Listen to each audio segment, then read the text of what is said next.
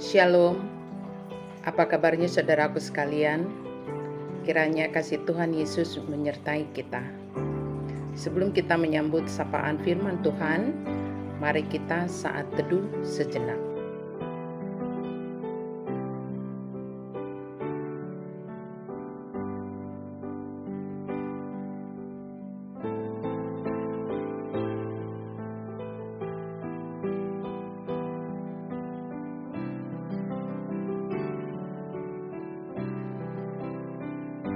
Amin. Sapaan firman Tuhan untuk kita hari ini tertulis dalam kitab Efesus pasal 6 ayat 15. Demikian dikatakan, kakimu berkasutkan kerelaan untuk memberitakan Injil damai sejahtera. Kasut kerelaan.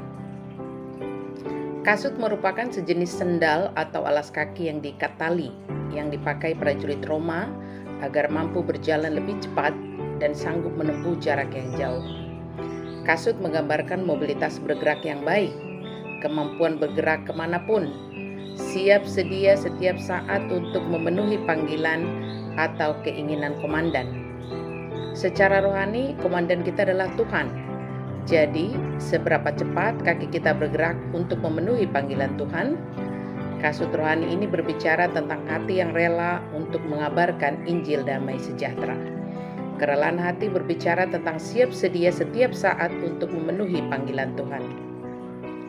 Matius pasal 26 ayat 41, berjaga-jagalah dan berdoalah supaya kamu jangan jatuh ke dalam pencobaan. Roh memang penurut tetapi daging lemah.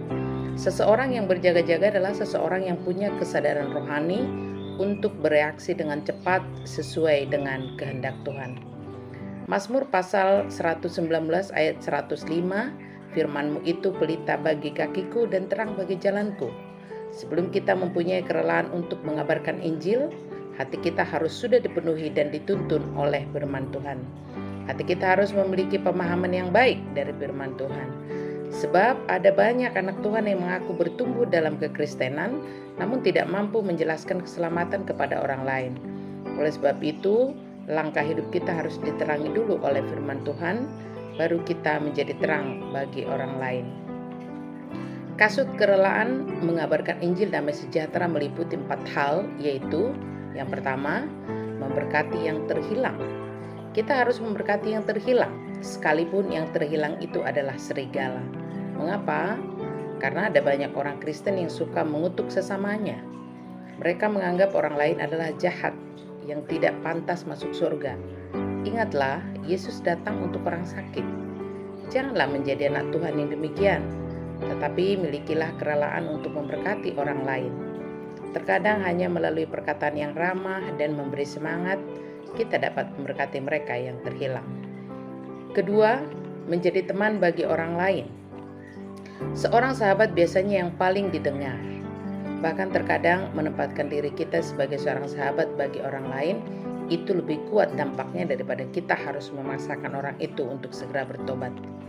Amsal pasal 17 ayat 17 mengatakan bahwa seorang sahabat menaruh kasih setiap waktu dan menjadi seorang saudara dalam kesukaran. Ketiga, memenuhi kebutuhan orang lain. Kita harus peka dan peduli untuk memenuhi kebutuhan orang lain. Dalam Matius pasal 14 ayat 15 sampai 16, ketika murid-murid meminta Yesus untuk menyuruh orang banyak itu pergi untuk membeli makanan, Tuhan Yesus menjawab bahwa murid-muridlah yang harus memberi makan orang banyak itu. Dalam hal ini, awalnya murid-murid tidak memiliki kerelaan untuk memenuhi kebutuhan orang lain. Tetapi setelah Tuhan Yesus menegaskan bahwa merekalah yang harus memberi makan orang banyak itu, maka kerelaan hati murid-murid untuk memenuhi kebutuhan orang banyak itu terwujud melalui seorang anak kecil yang memberikan 5 roti dan 2 ikan. Dan akhirnya mujizat pun terjadi. Seluruh orang banyak itu pun dapat makan, akan ada sisanya.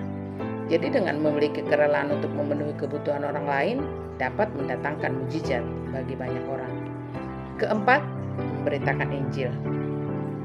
Tahapan terakhir tentang kasut kerelaan adalah memberitakan Injil.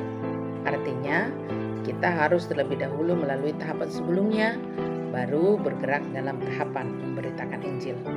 Hal ini dimaksudkan supaya kasut kerelaan kita benar-benar menghasilkan tuaian, yaitu jiwa baru yang diselamatkan. Karena itu, untuk menjadi kuat di dalam Tuhan, di dalam kekuatan kuasa-Nya, kita harus memiliki kasut kerelaan untuk mengabarkan Injil damai sejahtera. Amin.